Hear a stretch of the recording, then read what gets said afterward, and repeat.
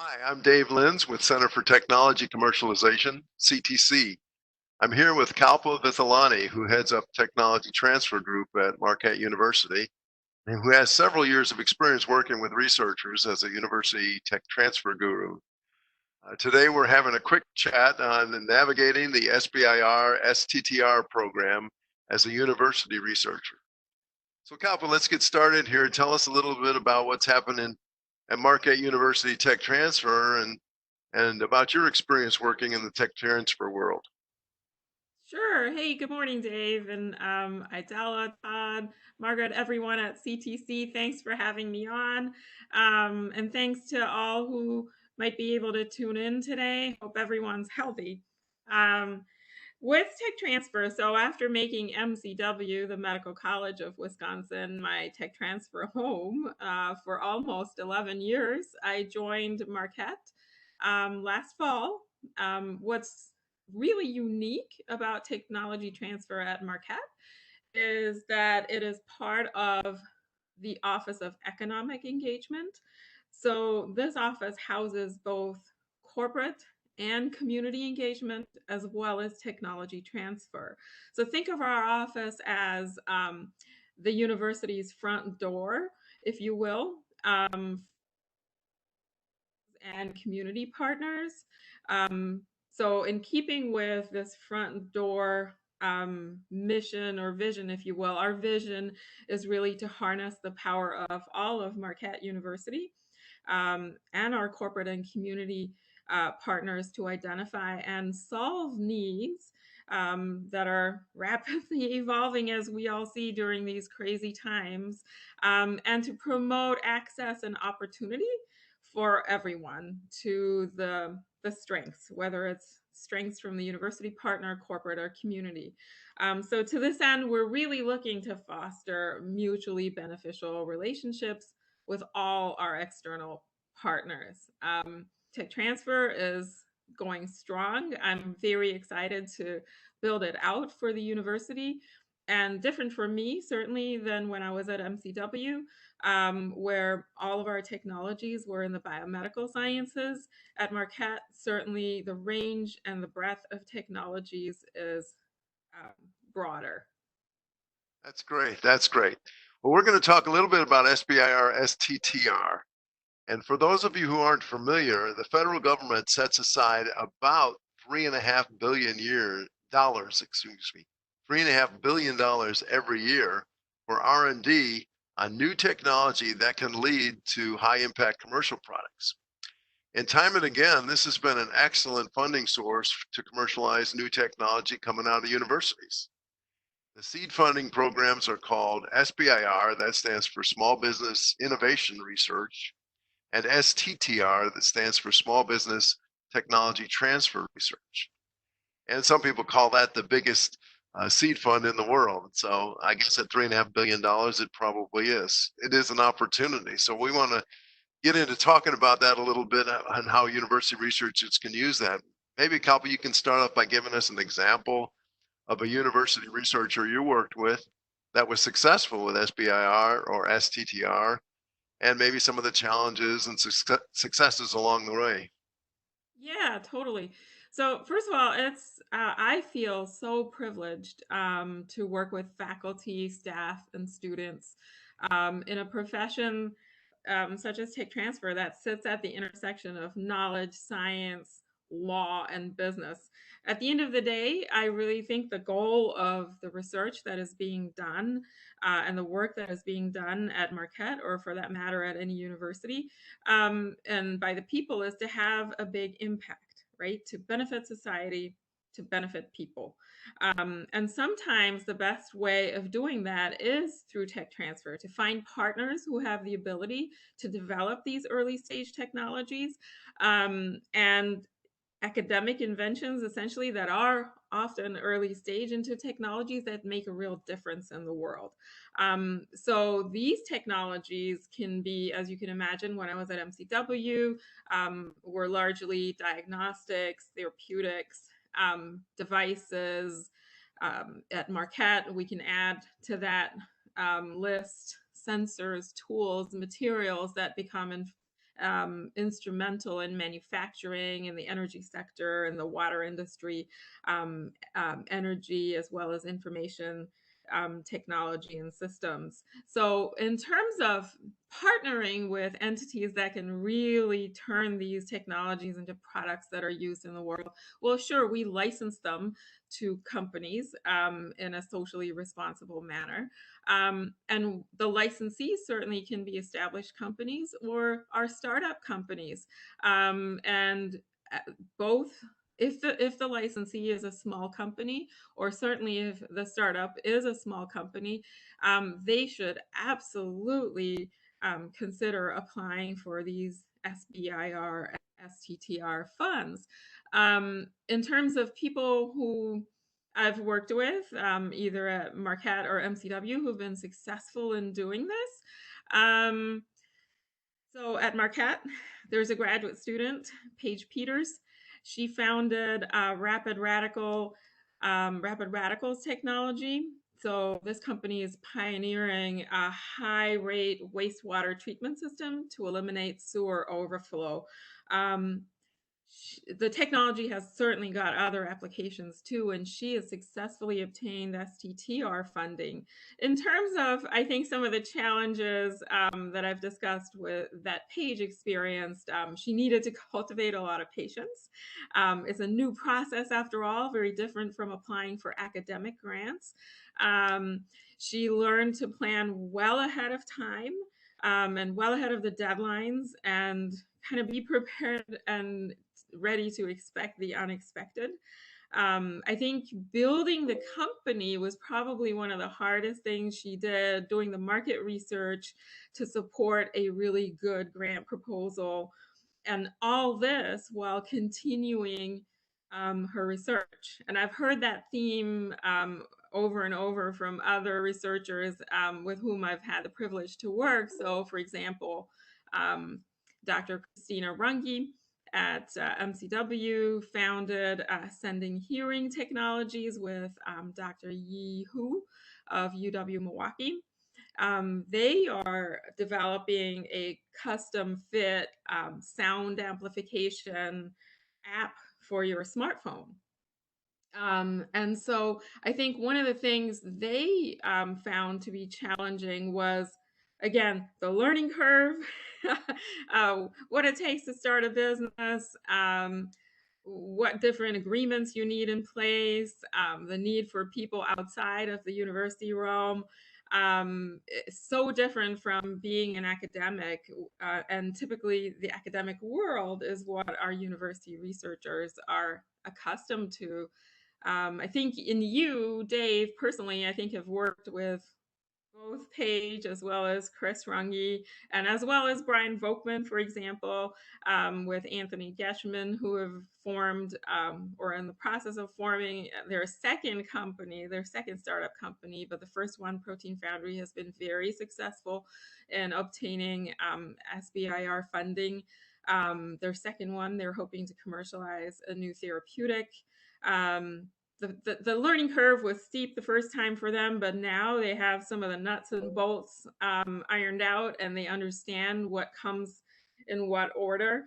And some of the things I think that they found very challenging in the first time around was understanding the nuts and bolts of the actual application process, the long lists of questions that would come from the program officers, and the incredibly enormous amount of documentation that you need to submit to the program office. So I think sometimes that feels daunting when you, as a PI, are also officially running the company if it's an STTR.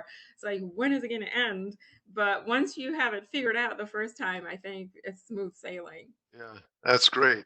Yeah, well, it just so happens all those examples you talked about, we have worked with them and helped them along the way. But more importantly, they were able to get a matching grant from the state of Wisconsin to help them with their business development, which is really a great benefit of having a company here in Wisconsin. So there's a Absolutely. couple And things researchers often don't think about that's more related to what you do on a day basis, and they could be an obstacle for projects that are originating out of the university, or maybe at least a hurdle to slow things down. The first one has to do with the intellectual property itself. And what can and can't they do with what they think is their own technology? And then secondly, what issues will they face with the university contracting office, and getting things going? What are some tips or warnings that you would give to university researchers thinking about maybe, take, as you said, taking the leap or taking the plunge into the entrepreneurial world? Yeah, absolutely.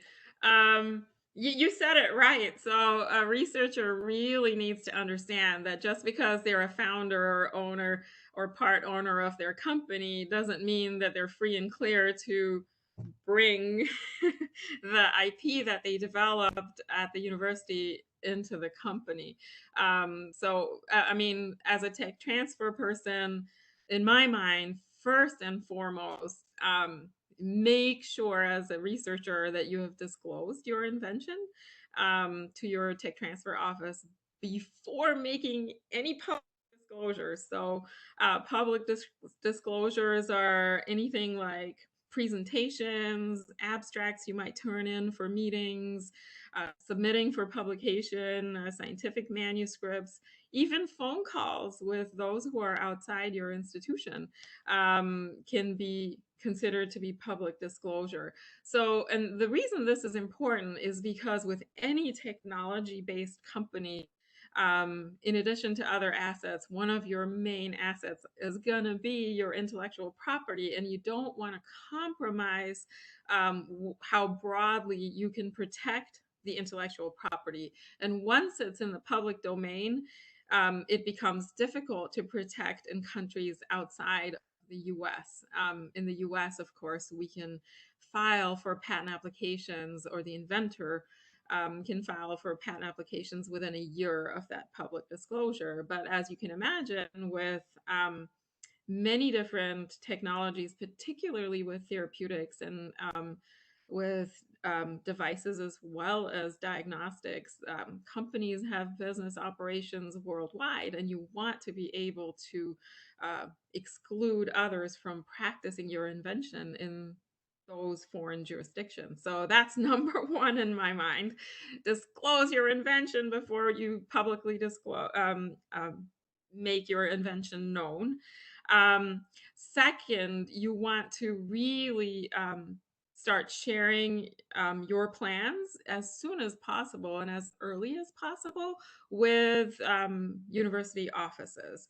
So start with your TTO. They're going to be able to direct you internally. So TTO meaning your tech transfer office.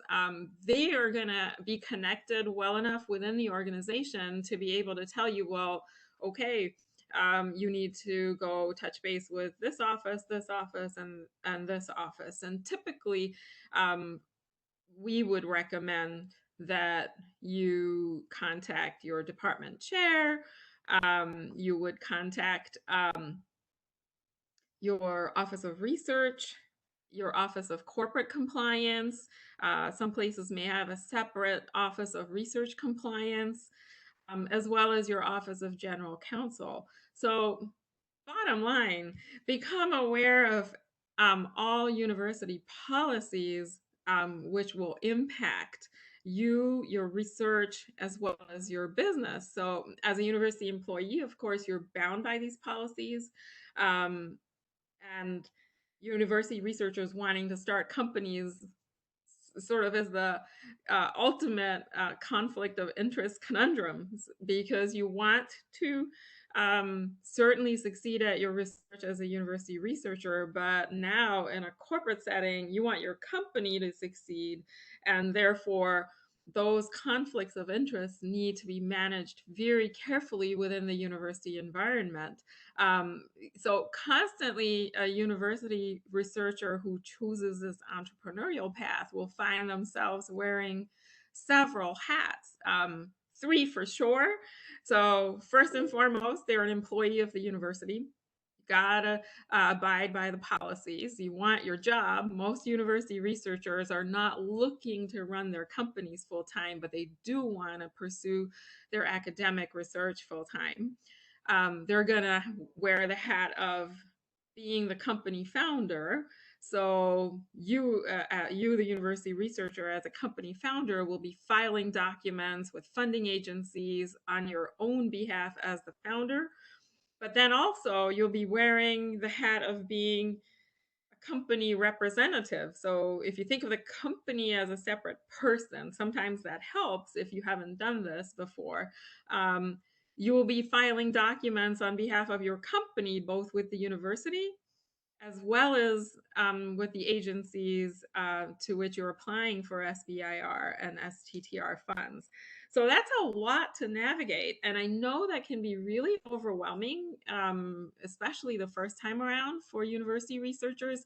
But what they will find, and I know that we ensure that we try to do that, certainly we did at MCW and we certainly do so at Marquette, is we're excited for you to continue developing your technology.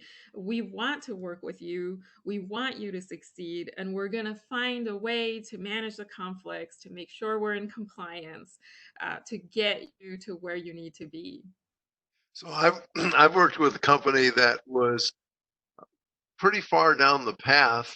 They had gone through the I-Corps program, and they were far down the path in writing an SBIR proposal for their company, and they were university researchers. Okay, they were grad students and so forth, and professors and so forth. But they hadn't actually had a discussion with their tech transfer office yet about licensing the technology. Now, what would you say to that company? It's like, whoa. I told them they need to talk really quick before they submit that proposal. But I don't know what's the right advice there. I think sometimes there's that hesitation or maybe just lack of understanding. And you mentioned they were students, and that doesn't surprise me because sometimes it's confusing. So, for example, while at MCW, the and copyright policy, um, under that policy, MCW owns the IP that is created by students. At Marquette, for example, um, Marquette owns the student's IP if they were using significant resources from the university, if they were being supported by a faculty member in terms of from a research grant that was being administered through Marquette's Office of Sponsor Programs and Research. But if a student creates IP at Marquette, for example, that is doesn't match all those previous criteria, they own it. But I think from my perspective, if you have a doubt, just go and ask. We're friendly people. Um, But do they need to have like this company, for example, that was a professor and a postdoc, for example, and the research was developed, uh, with university funding. Do they need to have a license agreement or a research license or an option before absolutely. they actually submit an SBR proposal? No. So while that might be viewed as being preferable, it's also understood that this is a really a fledgling company, but you really need to have communicated already with your tech transfer office, number one, so that the IP is protected, and number two, so that you're already setting yourself up for success in terms of when you're in a position, hopefully soon after you get the funding. And I think having that university letter will help. So oftentimes at MCW, our office, Office of Technology Development, we would write a letter of support for the company saying we understand uh, and are able and set up to make the appropriate IP filings. We will support the researcher in any way we can, and the final license will be contingent upon X, Y, and Z, for example, if that were appropriate. But yes, we would then absolutely require the company to take a license or enter into an option to exercise the right to license the technology that is in question. So I see that they work, they develop kind of a collegial or a friendly relationship working with, someone like you in the tech transfer office. But now suddenly they're in a license negotiation. Do they need to hire attorneys? At what point does this Very, very evolve, important. this relationship evolve? Yes. So yeah, that was certainly a challenge because it was hard for some of the faculty members maybe that I've worked with to understand. Well, it's my company.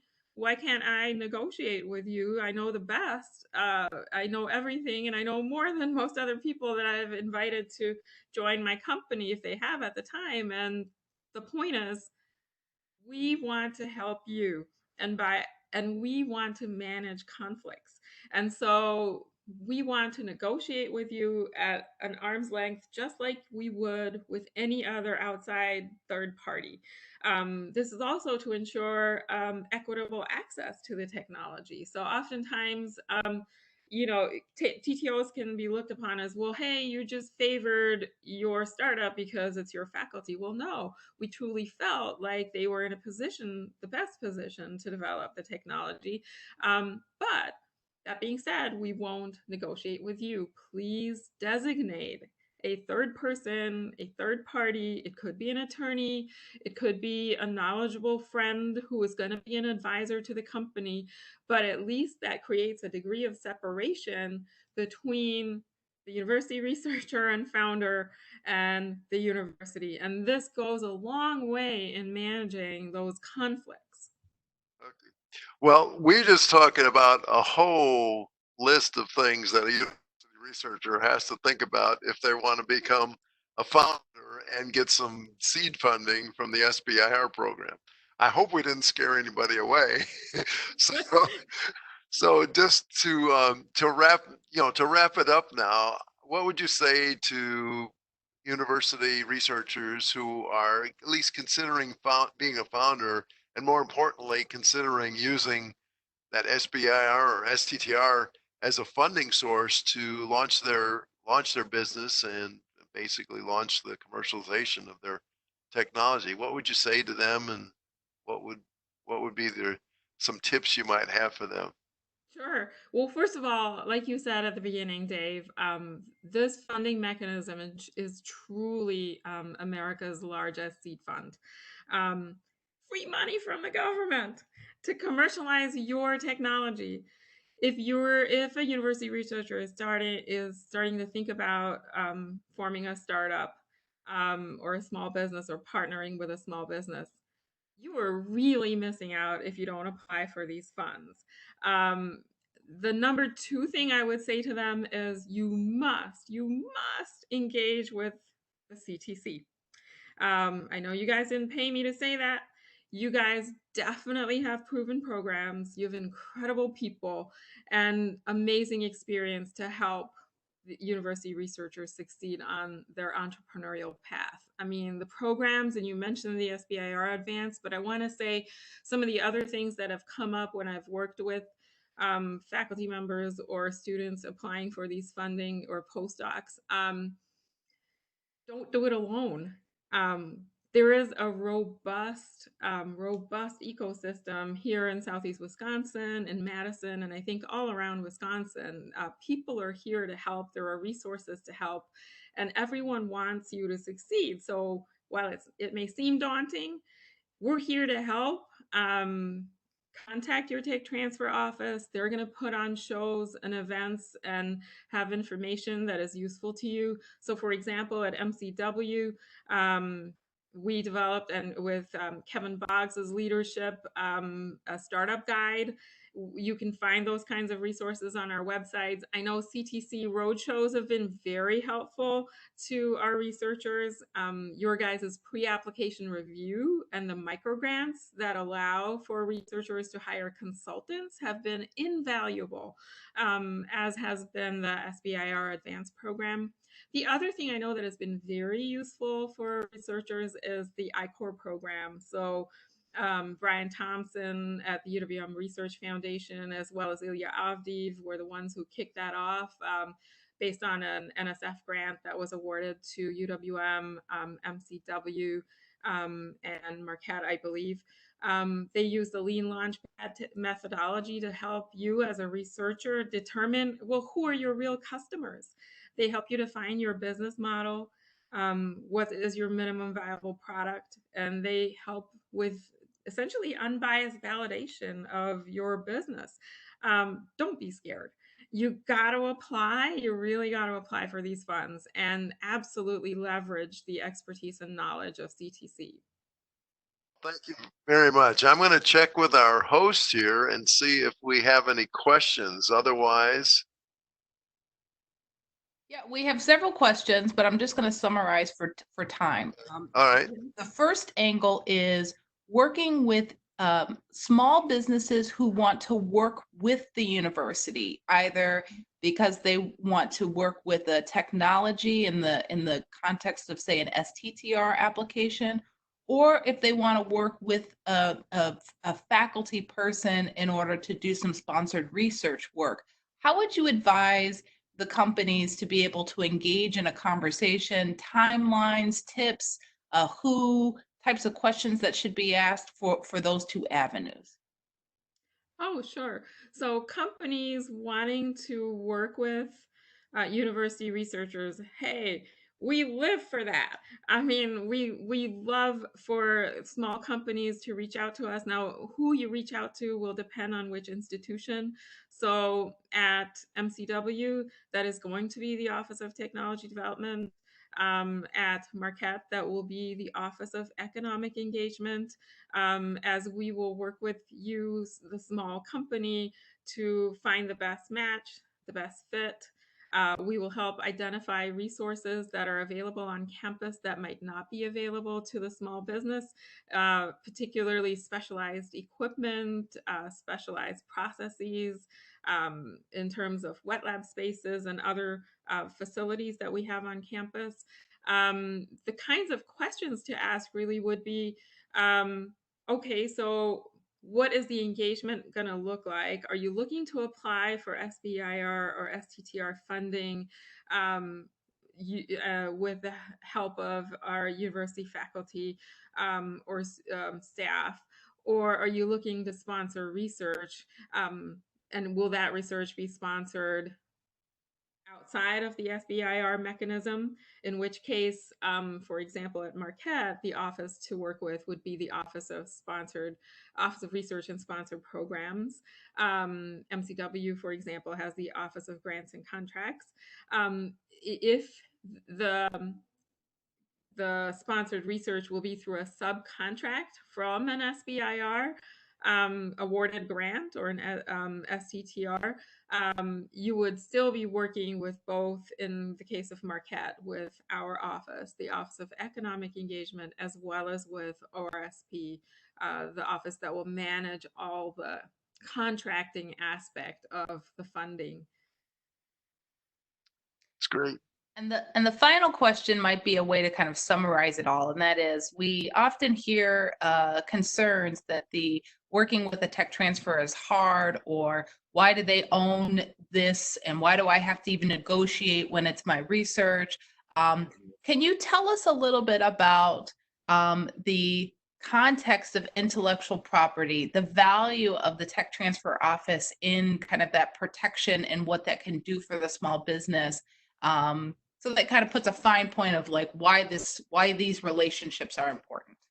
Oh, absolutely. So number one, if the university research was funded by a federal agency under the Bayh-Dole Act of 1980, that university research, the fruits of that university research, namely the intellectual property, is owned by the university. The tech transfer office is obliged to comply in terms of reporting requirements to the funding agencies, because the government funding agencies want to know, are our tax dollars being put to good use? So with that comes the responsibility on the part of the tech transfer office to be the best stewards of those technologies and get them into the hands of the best suited companies that can move the technology forward. Now, if that company is your company, that's great. We are going to be equally as invested in making your technology a success, and the value that any tech transfer office will bring to the relationship. Well, hey, I could go on about that, but I keep it really short. Number one, the relationships.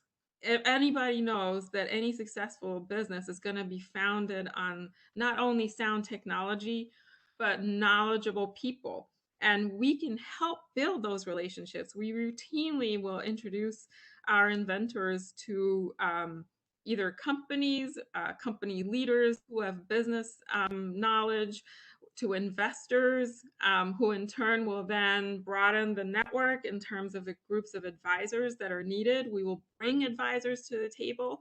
And so for any university researcher wanting to start a small company, that is one of the first things too that you want to look to do, is form a group of advisors, some of whom might end up becoming board members, those with deep domain knowledge and expertise.